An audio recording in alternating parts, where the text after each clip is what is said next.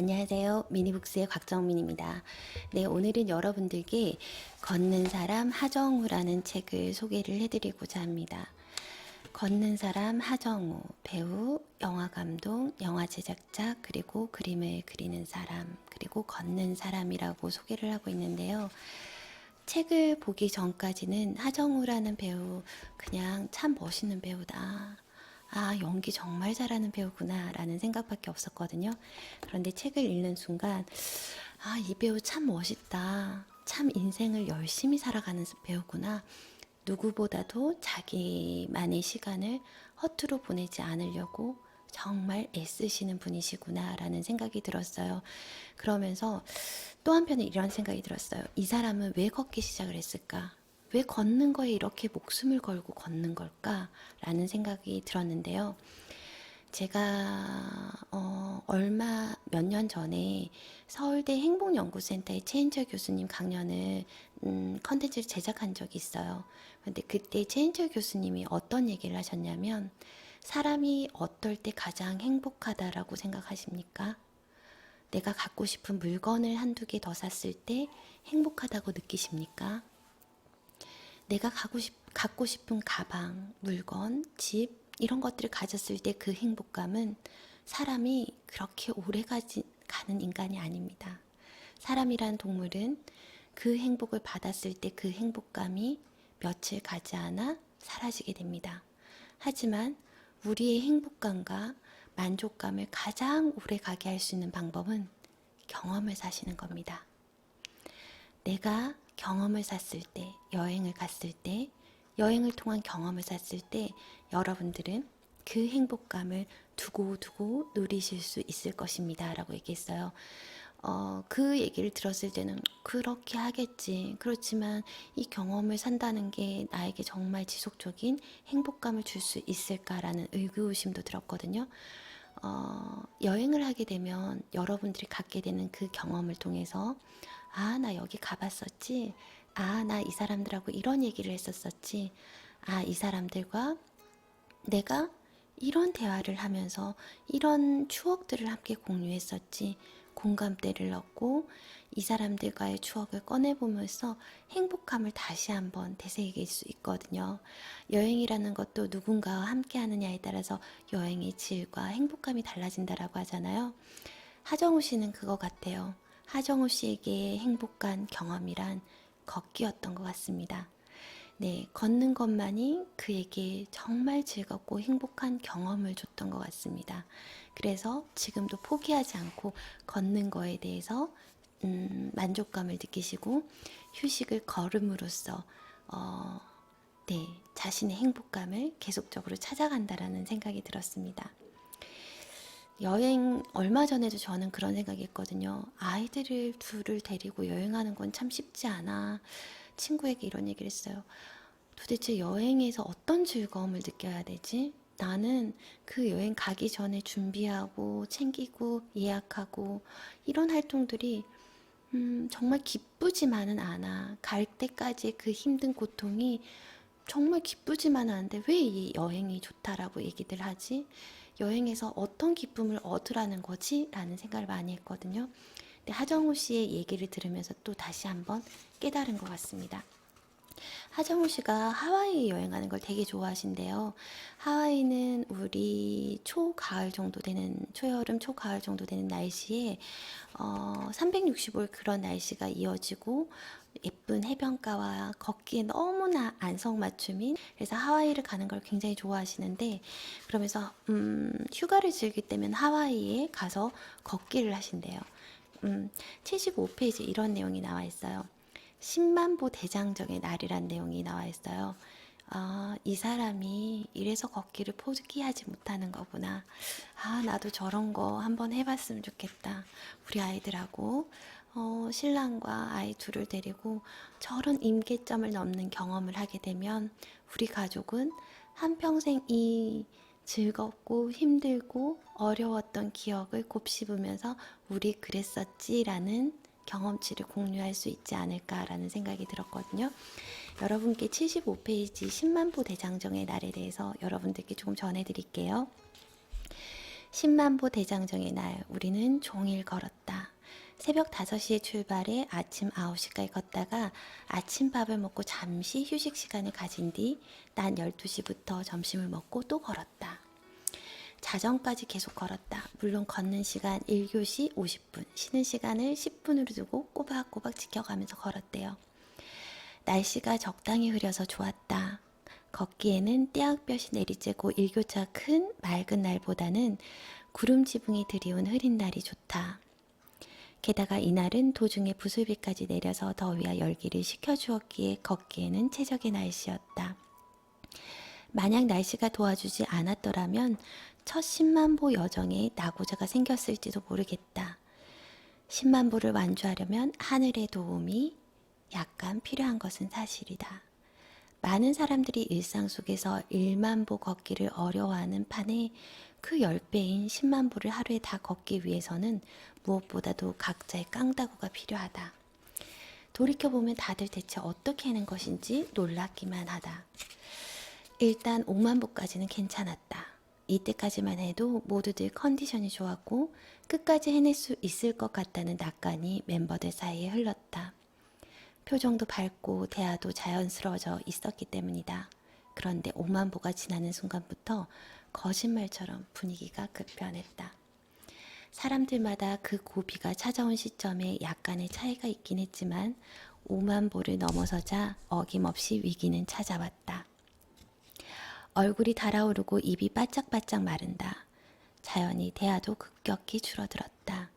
그래도 어떻게든 버티면서 가보려고 하는데 다리는 돌덩이처럼 무겁고 발바닥이 화끈거려서 땅을 디딜 때마다 너무 아팠다. 무엇보다도 숨이 가쁘고 열이 올라서 도저히 더는 걸을 수 없을 것 같다는 느낌이 들었다. 사점이다. 말 그대로 죽을 것 같은 순간. 옷은 땀에 푹 절었고 머리칼은 만신창이다.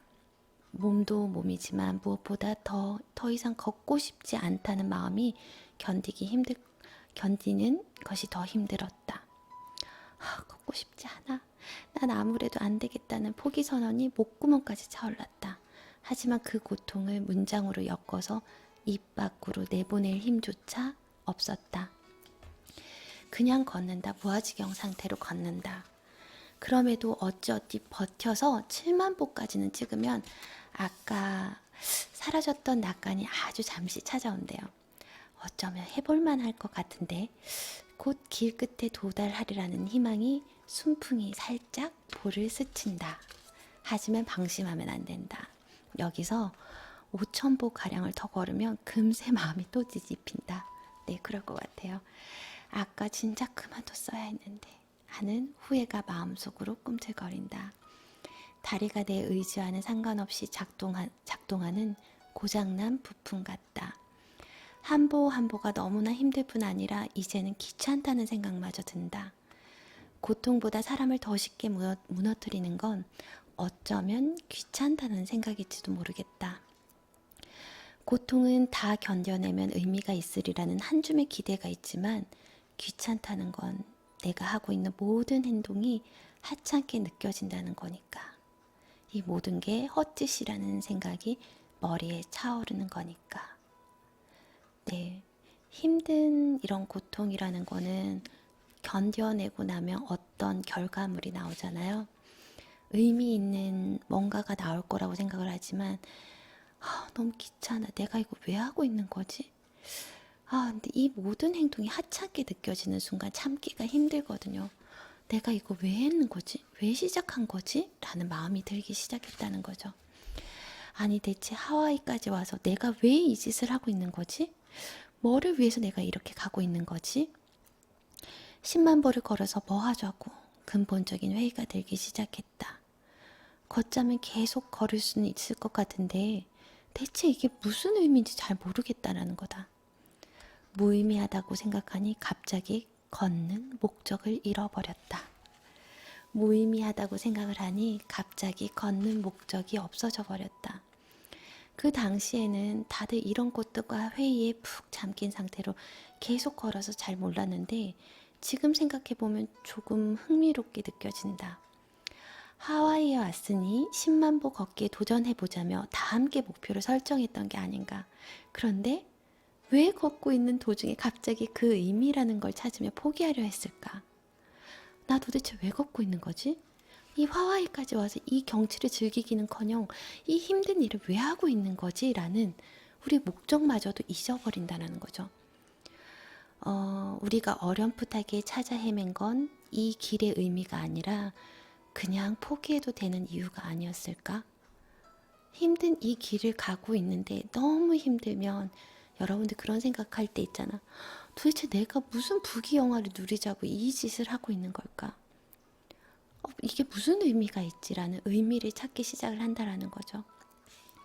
포기해야 되는 이유를 찾기 시작한다라는 겁니다. 사업을 하다가 하는 일이 잘 안 돼서, PT가 잘 안 돼서, 시험 공부를 하다 시험 공부가 잘 안 돼서, 그럴 때마다 포기해야 되는 이유를 나도 모르게 찾고 있다라는 거예요. 애초부터 모든 것이 잘못되어 있다고, 이 길은 본래 내 것이 아니었다고, 그렇게 스스로 세운 목표를 부정하며 포기할 만하니까 포기하는 것이라고 합리화하고 싶었던 거다. 애초부터 모든 것이 잘못되어 있었어. 이 길은 본래 내가 아니었다고. 그렇게 스스로 세운 목적을 부정하며 포기할 만하니까 포기하는 것이라고 합리화하고 싶었던 거다. 이것은 꼭 걷기에 관한 얘기만은 아닐지도 모르겠다. 살면서 유난히 힘든 날이 오면 우리는 갑자기 거창한 의미를 찾으려고 애를 쓴다. 그것을 발견하지 못하면 의미 없다. 사실 처음부터 다 잘못된 것이라고 변명한다. 이런 머나먼 여정에서 길을 잃었을 때는 최초의 선택과 결심을 등대 삼아 일단 계속 가봐야 하는데 대뜸 멈춰버리는 것들이 많다. 여러분들 여정을 잃어버렸을 때 내가 해야 되는 목표를 잠시 잃어버리거나 내가 최초에 선택했던 결심들이 길을 찾지 못해서 방황하고 있다면 그냥 무작정 가보세요. 가다 보면 내가 이 목표를 위해서 가고 있었지. 이게 무슨 의미가 있지? 나 도대체 왜 이러고 있지? 포기하면 안 돼? 내가 무슨 부귀영화를 누리겠다고 이러고 있어? 라고 생각이 든다면 최초의 선택과 결심을 등대 삼아서 일단 계속 가보시기 바랍니다. 장거리를 걸을 때는 지치기 쉽고 판단력도 흐려진다. 그러므로 걷는 시간보다 더 신경이 곤두세워야 할 때가 있다. 바로 쉬는 시간이다. 평소보다 많이 걸을 때는 운동화 속에 아주 작은 모래알갱이가 하나가 발바닥 전체를 망가뜨릴 수도 있는 법이다. 그러면 잘 참고 걸어왔던 그간의 시간도 물거품이 되어버린다. 그러니 쉬는 시간에는 지쳤다고 숨만 훅훅 몰아쉴 것이 아니라 정신을 바짝 차리고 운동화 속과 두 발의 상태를 꼼꼼하게 확인하며 다음 50분을 준비해야 한다.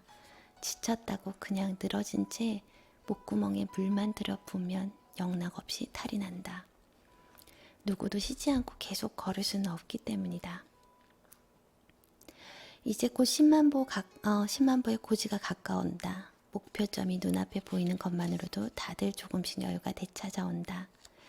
마침내 우리는 그 숱한 고뇌와 체력의 한계를 딛고 10만 보를 찍는다.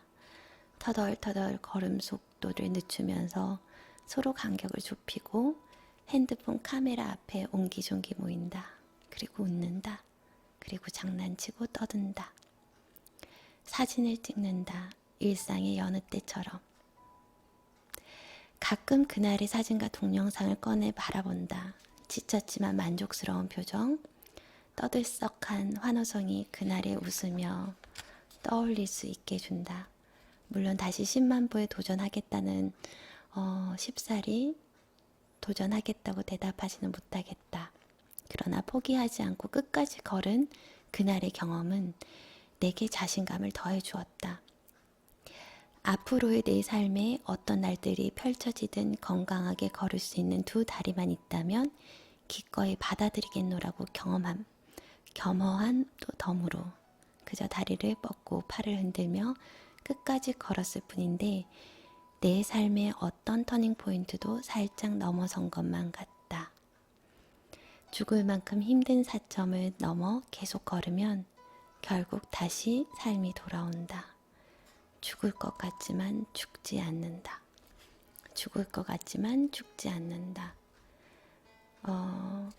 오늘 제가 한 2장, 3장 정도 되는 내용을 읽어드렸어요. 여러분들은 뭘 느끼셨나요? 저는 이걸 보는 순간 옆에 이렇게 적어놨어요. 가족과 함께 추억을 만들면 좋겠다. 동지에 좀 만들면 좋겠다. 우리 아이들과 신랑과 저와 그리고 이 아이 꼬맹이 2명과 가족이 아닐 동지애를 좀 만들었으면 좋겠다. 어떤 힘든 임계점이라는 거를 우리 한번 같이 넘으면 더 끈끈한 유대 관계로 우리 가족은 더 행복해질 수 있을 건데, 엄마 있잖아, 우리 여기 예전에 여기 갔었잖아, 우리 여기 참 재밌었잖아 라고 얘기한다든지, 민서야, 네가 아빠랑 집보기라는 책을 너무너무 좋아했어. 그래서 맨날 읽어달라 그랬어. 기억나? 이렇게 얘기하면 아니요, 엄마 기억나지 않아. 그래. 근데 너 이 책 아빠한테 엄청 읽어달라고 그랬어. 아, 그래? 그러면 그 아이도 너무 기뻐서 웃어요. 아, 내가 그랬어? 라고 얘기를 하고. 어느 날은 신랑과 저희 첫째 딸아이만 둘이서 저기 어디더라? 해남마을 끝까지를 여행한 적이 있어요. 그 추억을 아직도 얘기를 하고 있거든요. 저희 첫째 딸은 아빠하고 거기 갔었지. 나 아빠랑 그때 무슨 사진 찍었었지. 뭐 먹었었는데 기념품 뭐 샀었는데 아빠 그날 양이 내 손 먹으려고 그랬었잖아. 이런 추억거리들을 얘기를 해요.